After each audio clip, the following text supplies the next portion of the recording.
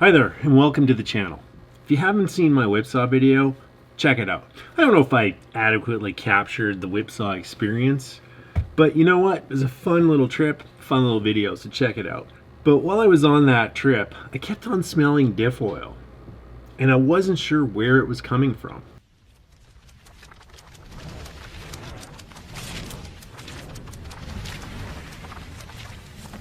My Dynatrack axles stuffed with ARB air lockers were dialed in Moab.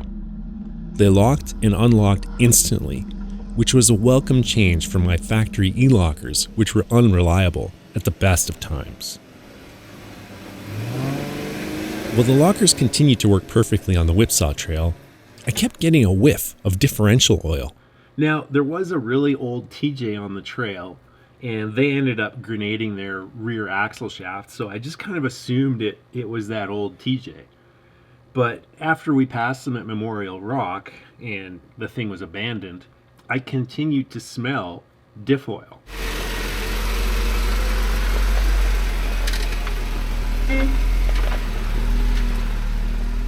Everything was dry underneath, so I was quite confused.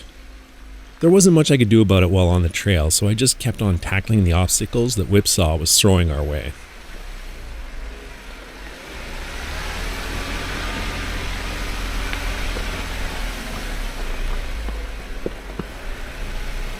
I mean, the lockers were working perfectly, so I wasn't really concerned about that. Everything was dry till I popped the hood. Then I saw that the solenoid was puking diff oil. Awesome. After my trip, though, I needed to find out exactly what was going on. The lockers engaged and stayed locked just fine, so there were no air leaks. The problem was when the rear solenoid released its air charge. The first step will be to clean and clear out the air line. So what you want to do now is you want to clear out this air line. ARB does recommend you put just a little bit of brake fluid in here to help the cleaning process. So just detach the line from the solenoid, and then just using your favorite brand of brake fluid, put it in a syringe or some other device. Put a little bit of brake fluid in the line, and then run air pressure through it.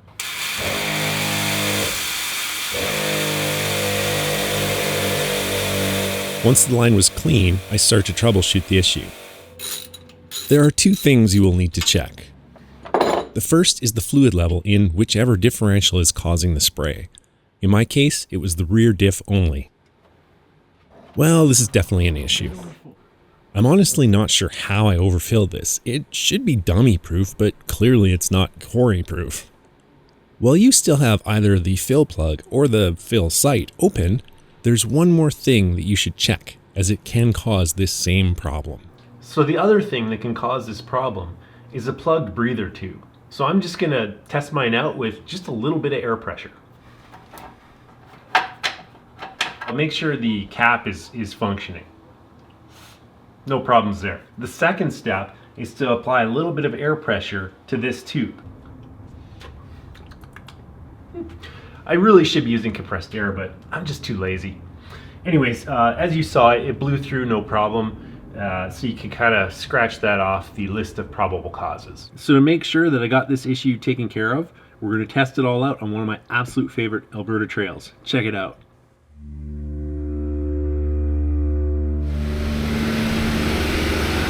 This trail, with its crazy steep ascents and descents, will be the perfect test. If you don't have functioning lockers, you won't have even the slightest chance of making it up the staircase.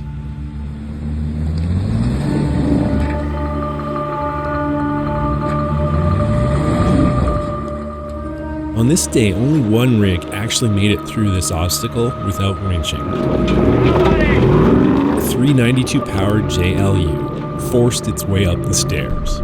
Rookie mistake on my part. Forgot to use my front locker.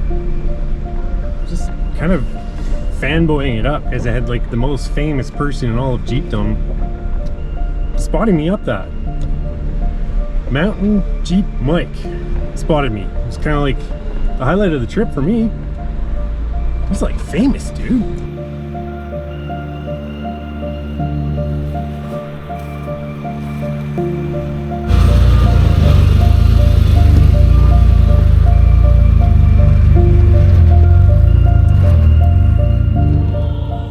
beauty of this trail is you get to experience not just one, but two amazing summits.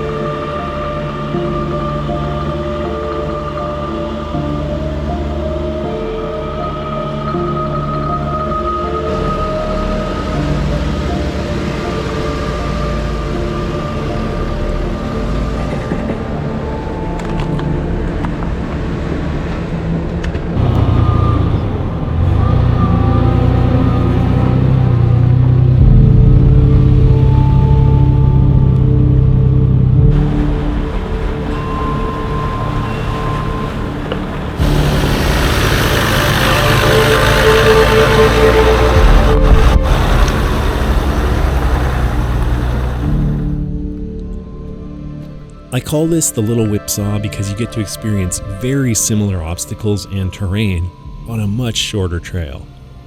18 kilometers instead of the 60 plus that is Whipsaw.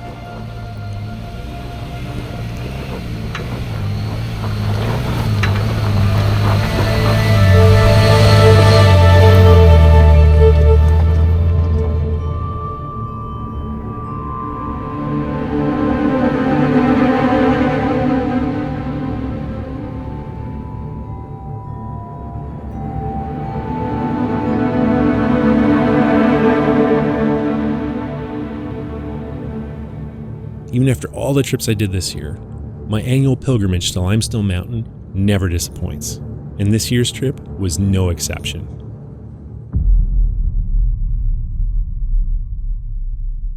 So after my little trip to Alberta's Whipsaw, you can see that my rag is completely clean, a little bit of dust, but that's about it. Now, you are always going to get just a little bit of exhaust residue coming out of these solenoids. That's kind of the downside to mounting them where I did, but to be honest, I can't think of a better spot where I would like a little bit of diff oil spray coming out as under the hood. I mean, it's easy to clean the bottom of the hood. Honestly, like I said, I can't think of a better spot to mount these. I certainly wouldn't want them inside the cab.